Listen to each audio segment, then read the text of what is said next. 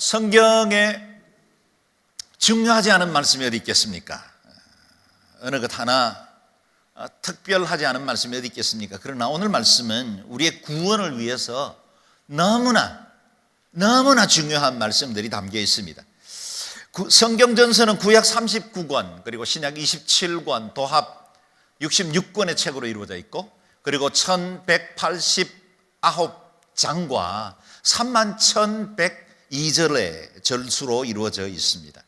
굉장히 많은 양들, 많은 말씀들이 약 1,400년에 걸쳐서 기록된 말씀이지만, 그러나 이 성경 전체를 한 절로 요약하라 그렇게 말한다면 오늘 우리가 읽었던 말씀 가운데 요한복음 3장 16절 말씀을 들 수 있겠습니다. 다시 읽어보겠습니다. 하나님께서 세상을 이처럼 사랑하셔서 독생자를 주셨으니 이는 그를 믿는 사람마다 멸망하지 않고 영생을 얻게 하려는 것이다. 아멘. 교회학교 아이들에게는 이 말씀을 가사로 만들어서 복음송으로 가르치기도 합니다. 저도 예수 믿고 나서 얼마 되지 않아 교회학교 교사로 섬긴 적이 있는데요, 그때 아이들과 함께 불렀던 복음송 기억을 되살려서 한번 불러보겠습니다. 율동과 함께. 하나님이 세상을 이처럼 사랑하사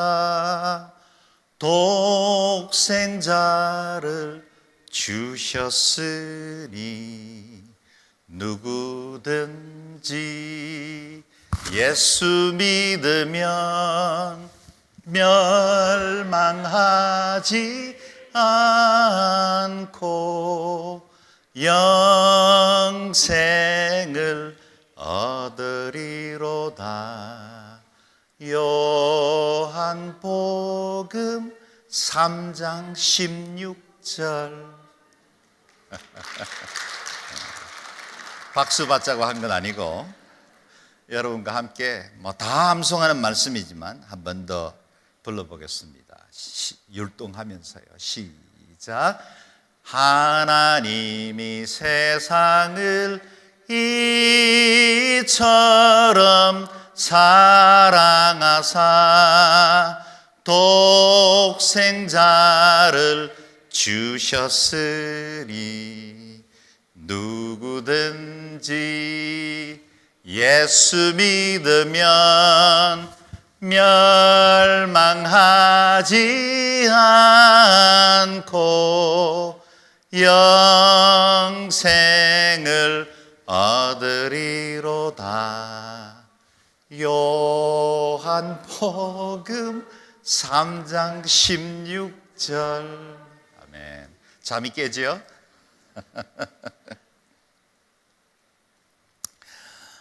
이 짧은 말씀에 온 세상을 향하신 하나님의 놀라운 계획이 담겨 있습니다. 저는 유감 중에 하나가 이렇게 소중한 말씀인데 시편 23편 또 로마서 8장 말씀, 굉장히 다양한 성경의 가사를 가지고 많은 찬양들이 만들어졌는데 요한복음 3장 16절을 가사로 삼은 찬양들이 그리 많지 않다는 걸 이번에 알게 됐어요. 이보다 더 중요한 말씀은 없고, 이건 그냥 어린 시절에 교회 학교에서 우리 아이들이 부르거나 암송하는 말씀으로 거쳐야 할 말씀이 아닙니다.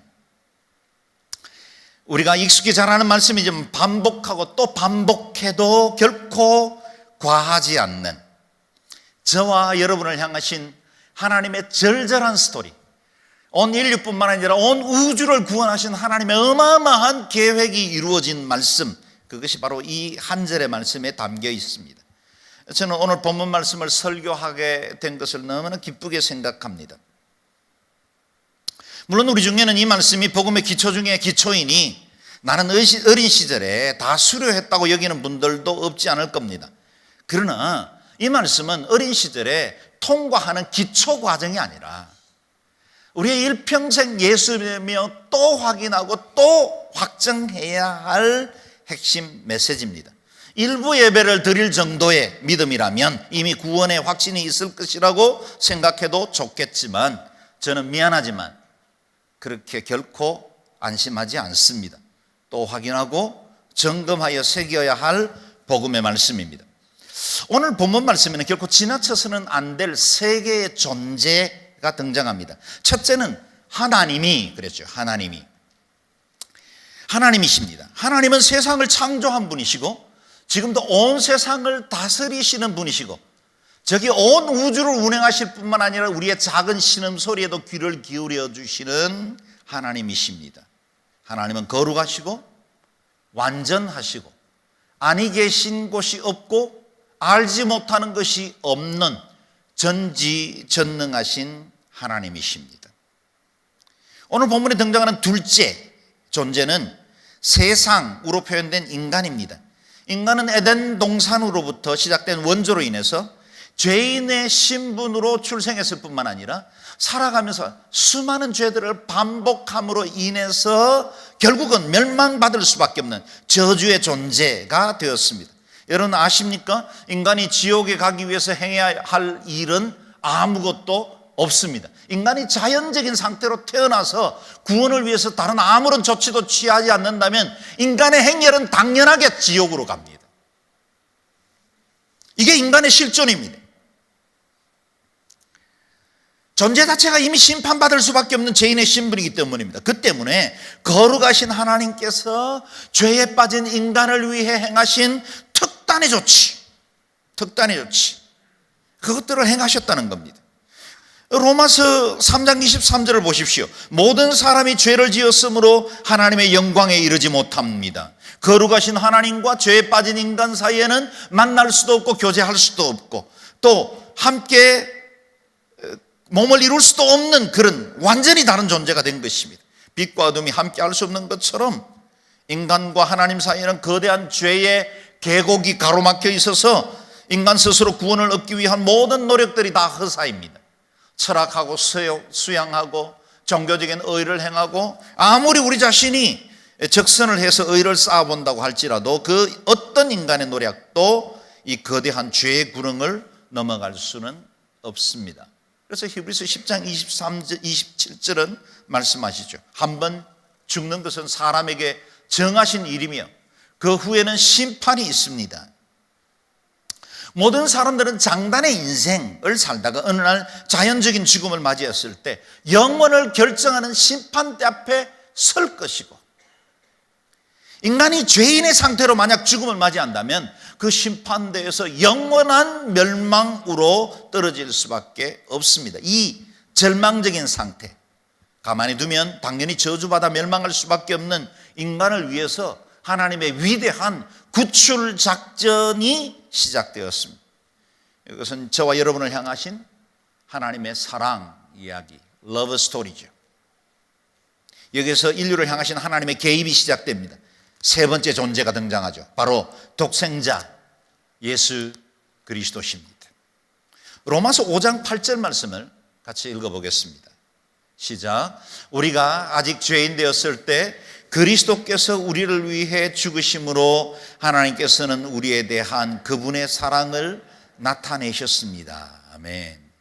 그렇습니다. 우리는 우리 스스로의 구원을 위해서 할 수 있는 것이 아무것도 없습니다. 그때 하나님께서 우리를 향해 내려오신 것입니다. 그래서 기독교의 구원은 화살표가 위로 향하지 않고 위에서 아래로 향합니다.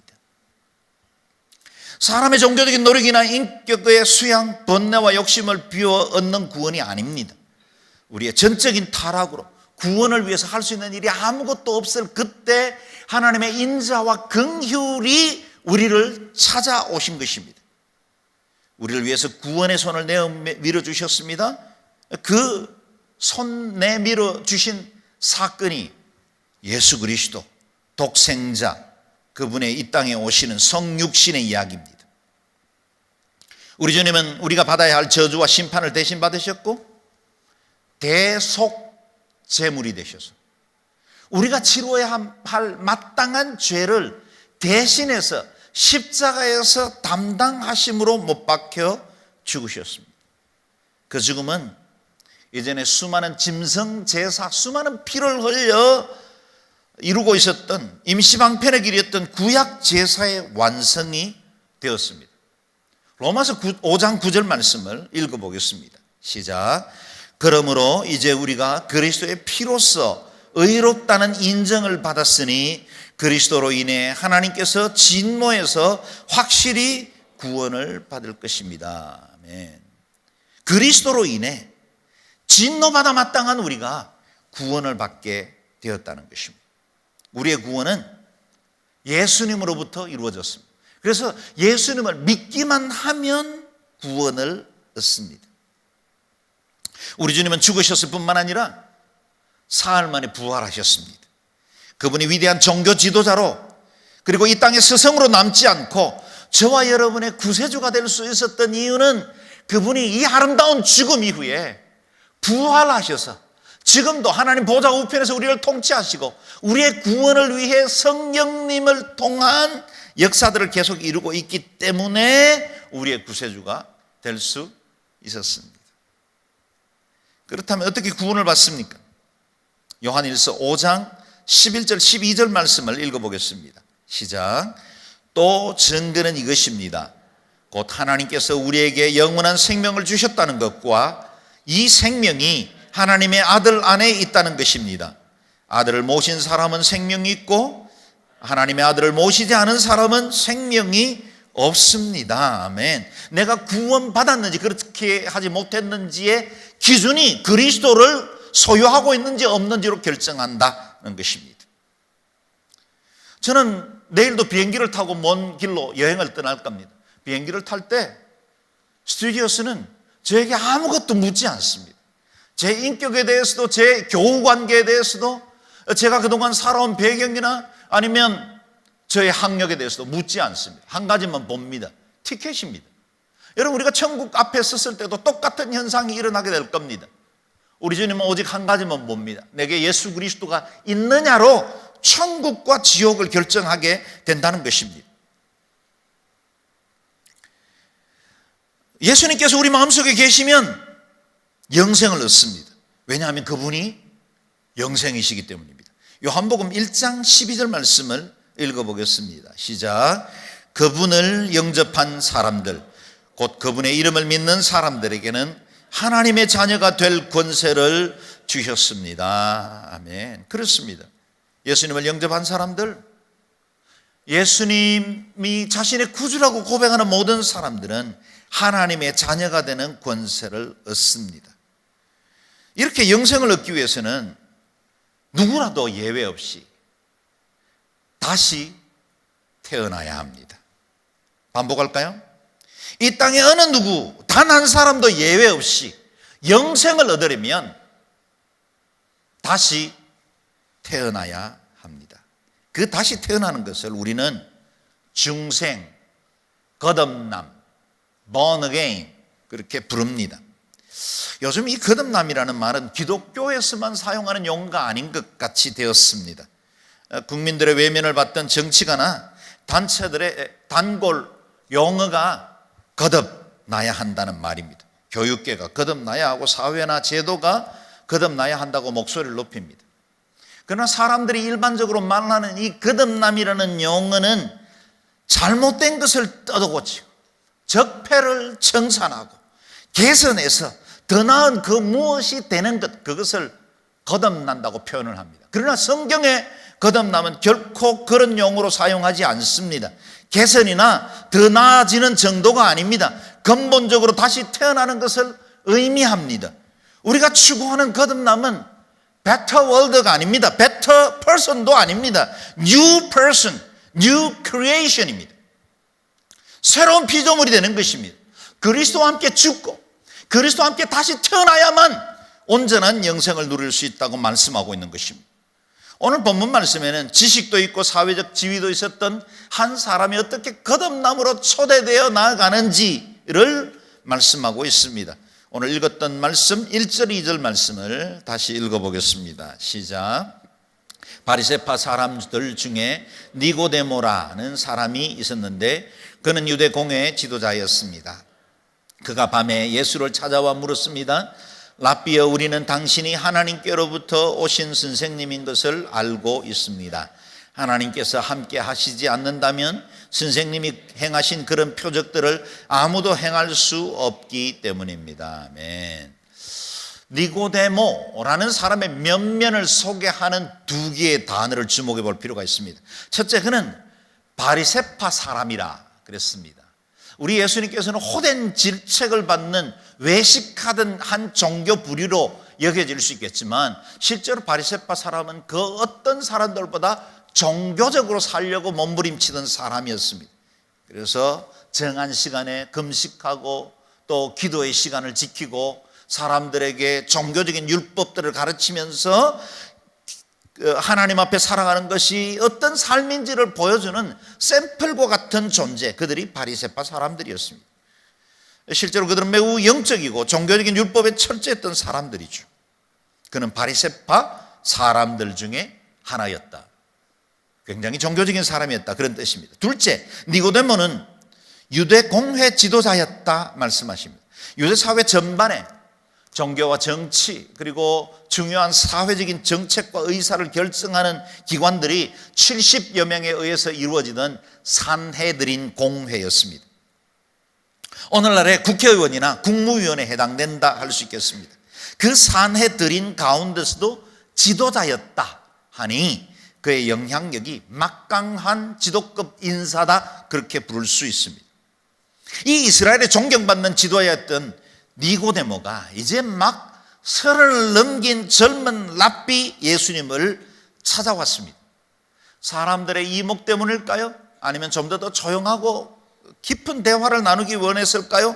정확치는 않지만 디모데는 군중들이 다 떠난 그 밤에 조용히 예수님을 찾아왔습니다. 정말 참된 영적 실체를 구하는 신실한 구도자, 자기 자신의 영적 그 소망에 대해서 정직하게 반응했던 사람이라 그렇게 말할 수 있겠습니다. 그의 고백은 뭡니까? 랍비여, 우리는 당신이 하나님께로부터 오신 선생님인 것을 알고 있습니다. 하나님께서 함께 하시지 않는다면 선생님이 행하신 그런 표적들은 아무도 행할 수 없기 때문입니다. 니고데모는 예수님을 랍비라 그렇게 불렀습니다. 스승님, 그런 뜻이죠. 내 삶의 표대라고 부를 때 랍비 그렇게 부릅니다. 그리고 그의 고백은 정확한 것이었습니다. 당신은 하나님께로부터 오신 분입니다.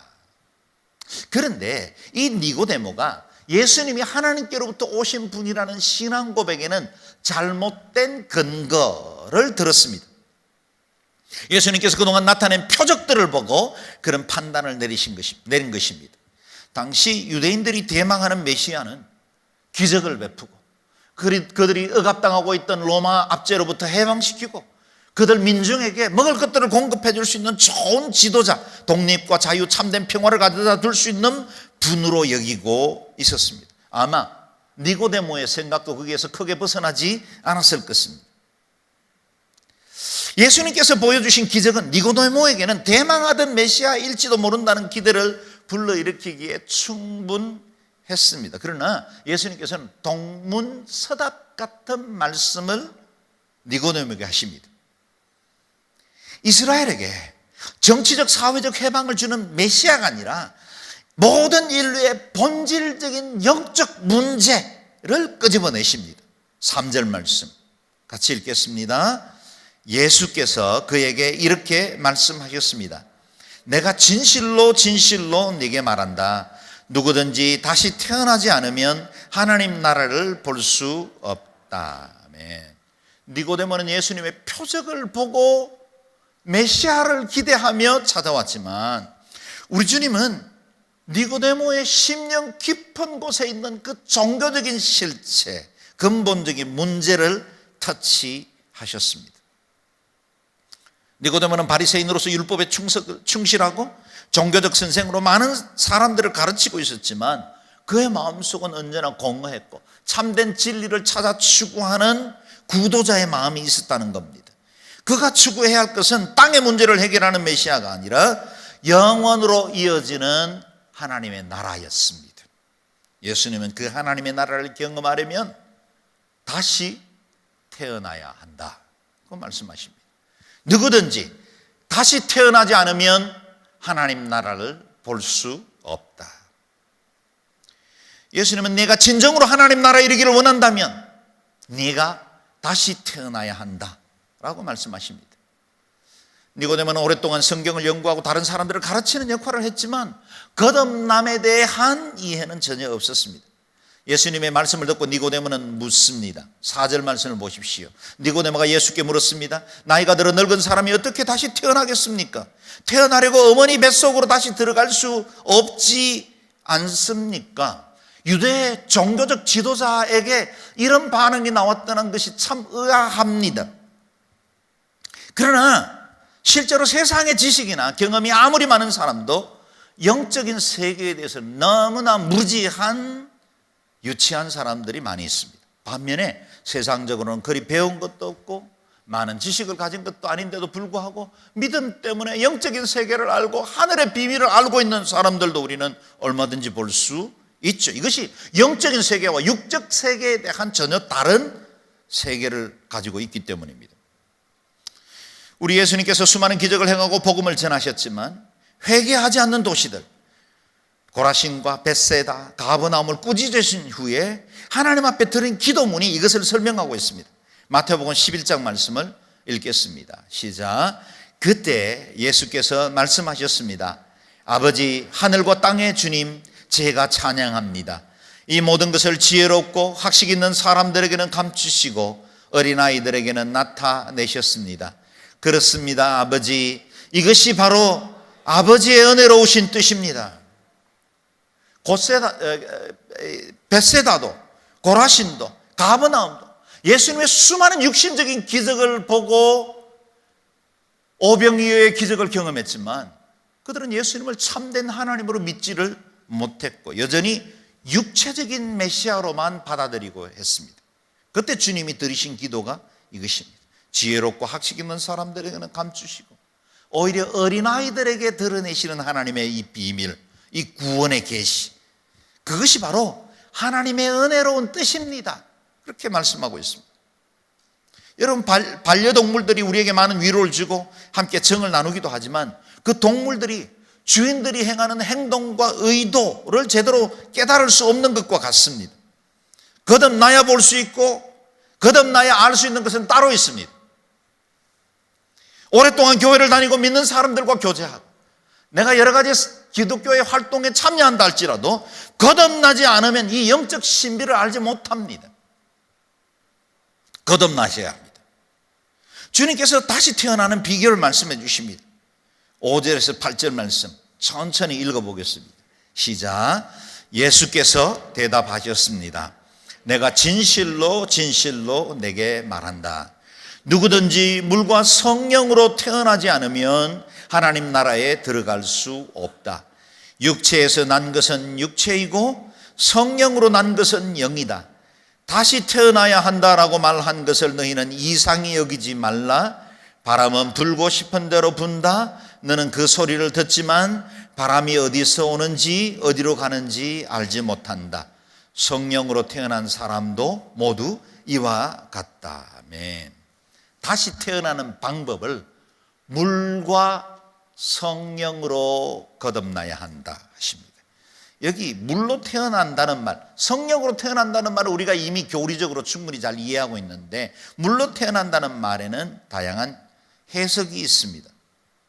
단순히 물로 태어난다는 것을 우리가 모태에서 태어날 때 양수와 함께 태어나는 그런 자연적인 출생으로 볼 수 있고, 성령으로 태어난다는 것은 영적인 거듭남이다, 이렇게 이해할 수 있겠습니다.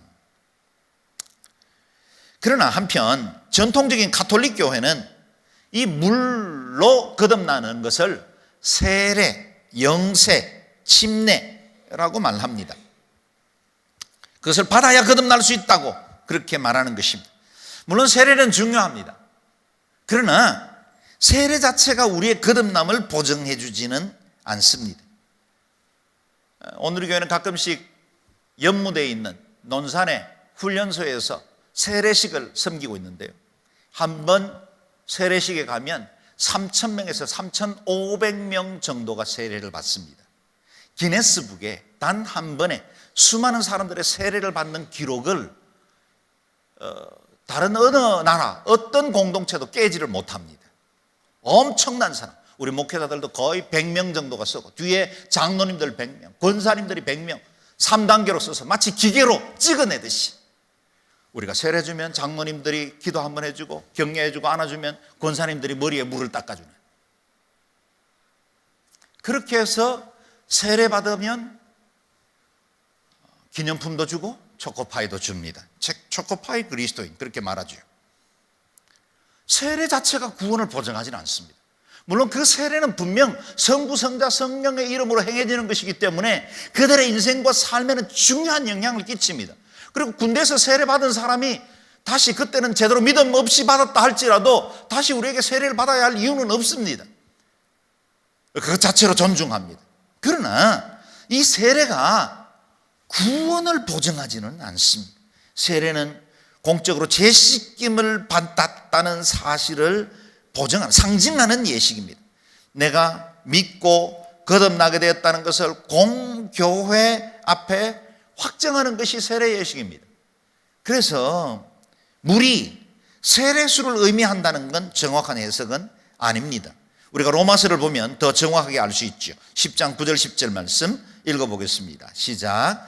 만일 당신의 입으로 예수를 주라고 고백하고 또 하나님께서 그분을 죽은 사람 가운데서 살리신 것을 마음에 믿으면 구원을 받을 것입니다. 사람이 마음으로 믿어 의에 이르고 입으로 고백해 구원에 이릅니다. 아멘. 구원은 믿음으로 얻습니다.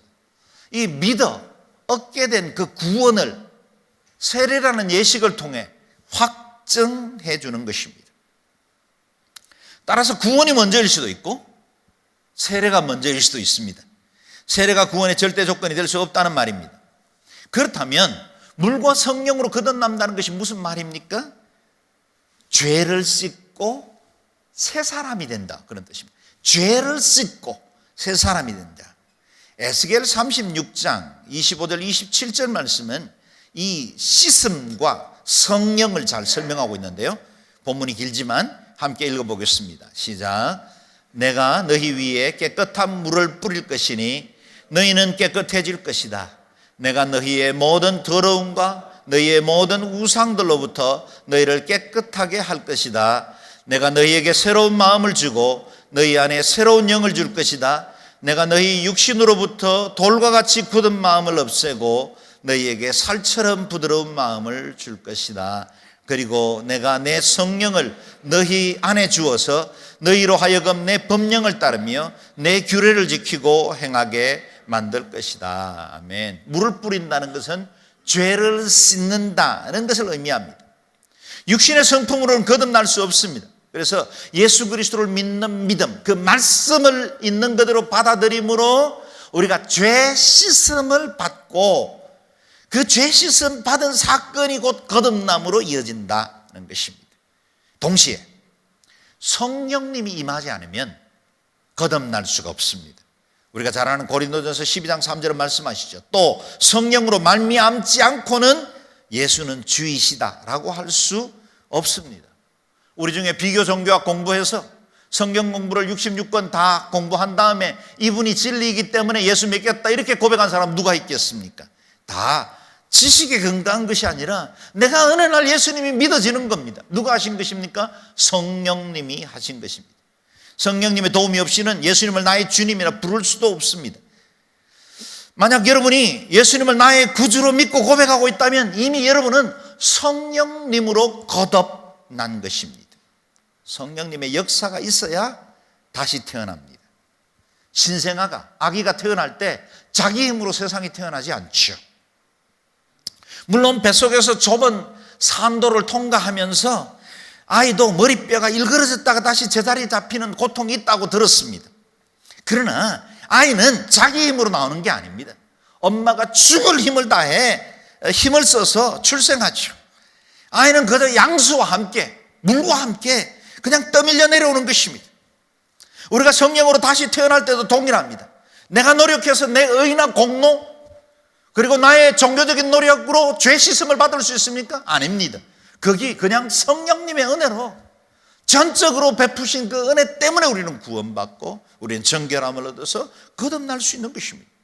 이 우리의 구원의 원리를 잘 설명해 주시는 말씀이 디도서 3장 5절 말씀이 있습니다. 같이 읽어보겠습니다. 시작. 그분이 우리를 구원하셨다. 이는 우리의 의로운 행위 때문이 아니라 오직 그분의 자비 때문이다. 그분은 거듭나게 씻어주시고 성령의 새롭게 하심으로 인해 구원하셨다. 아멘. 그분은 거듭나게 씻어주시고 성령의 새롭게 하심으로 인해 구원하셨다. 오직 하나님의 자비하심으로 우리는 구원받고 죄 씻음을 받아 성령의 창조의 역사로 새 피조물이 될 수 있었습니다. 처음 육체로 태어난 것은 육입니다. 저와 여러분이 입고 있는 이 몸은 처음 태어난 육일 뿐입니다. 영으로 다시 태어나야 영원히 살 수 있습니다. 육체에서 난 것은 육체이고 성령으로 난 것은 영이다 말씀하지 않습니까? 육체로 태어난 것은 육체와 함께 죽을 것입니다. 그러나 성령으로 태어난 사람은 영원히 삽니다. 한 번 태어난 사람은 두 번 죽고 두 번 태어난 사람은 한 번 죽습니다. 한 번만 태어난 사람은 두 번 죽습니다. 육체의 죽음과 함께 이후에 심판돼서 둘째 사망을 맞이하게 될 겁니다. 그러나 두 번 태어난 사람, 다시 태어난 사람은, 거듭난 사람은 한 번만 죽습니다. 저와 여러분은 육체의 죽음을 맞이할 수는 있지만 둘째 사망을 맞이하지는 않습니다. 아멘이시지요? 이 믿음이 견고하게 서야 거듭남의 은혜를 누릴 수 있습니다. 이스라엘의 스승이면서도 여전히 땅에 속해 있고 육신에 있어서 제대로 이해하지 못하던 니고데모를 위해 예수님께서 구약 성경의 한 사건을 예로 들어 주셨습니다. 14절, 15절 말씀을 읽겠습니다. 시작.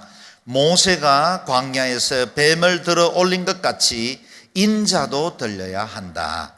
그것은 그를 믿는 사람마다 영생을 얻게 하려는 것이다. 아멘. 이 사건은 민수기 21장에 기록된 말씀입니다. 이스라엘 백성들이 그렇게 많은 기적과 능력을 경험하고 하나님 공급해 주시는 만나와 메추라기를 먹고 반석에서 물이 터져 나오는 그 기적을 경험하고 마치 홍해를 육지처럼 건넜던 그 하나님의 살아계심을 생생하게 경험하고도 여전히 원망하고 여전히 불평하자 하나님께서 광야에 불뱀을 보내서 심판하십니다. 여기저기 불뱀의 독으로 인해서 죽어가고 있습니다. 진내에서 신음소리, 이미 죽어가는 사람들이 생겨나고 있었습니다.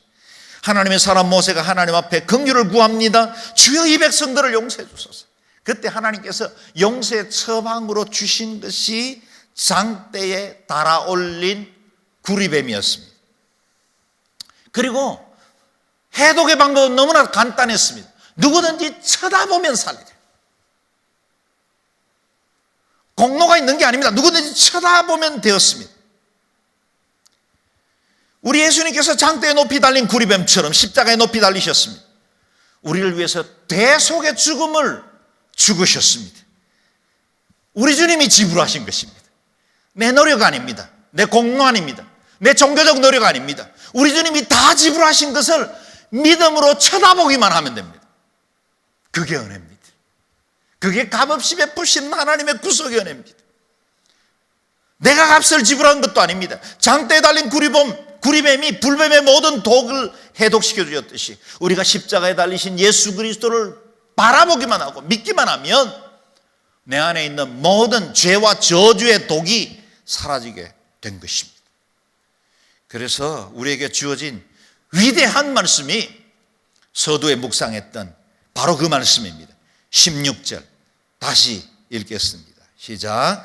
하나님께서 세상을 이처럼 사랑하셔서 독생자를 주셨으니 이는 저를 믿는 사람마다 멸망하지 않고 영생을 얻게 하려는 것이다. 아멘. 하나님께서 저와 여러분을 사랑하십니다. 얼마나 사랑하십니까? 이처럼 유일한 독생성자를 우리를 위해 내어주시고 하늘의 모든 영광과 그 존귀를 버리시고 사람의 몸을 입고 사람과 같이 낮아지시기까지 사랑하셨습니다. 그리고 내어주시되 물과 피를 쏟으시고 자신의 모든 것을 하나도 아낌없이 내어주신 그 사랑으로 우리를 사랑하셨습니다. 그 사랑은 저와 여러분을 향해 정조준되었고 어느 누구도 이 사랑에서 예외로 제외되지 않기를 원하십니다. 여러분의 이름을 넣어 이렇게 한번 읽어보시면 어떨까요? 하나님께서 도육환을 이처럼 사랑하셔서 독생자를 주셨으니 이는 그를 믿는 도육환이 멸망하지 않고 영생을 얻게 하려는 것이다. 온 인류, 온 세상을 향하신 하나님의 구원이기도 하지만 동시에 하나님의 사랑은 정확하게 우리의 이름을 불러주십니다. 오늘 우리가 이름을 불러주기도 하며 서로 인사했지만 우리들의 부르는 이름뿐만 아니라 하나님이 우리 각 사람들의 이름을 불러 그 영원한 생명책에 우리의 이름을 두기를 원하십니다.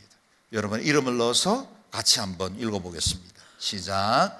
하나님께서 도육환을 이처럼 사랑하셔서 독생자를 주셨으니 이는 그를 믿는 도육환이 멸망하지 않고 영생을 얻게 하려는 것이다.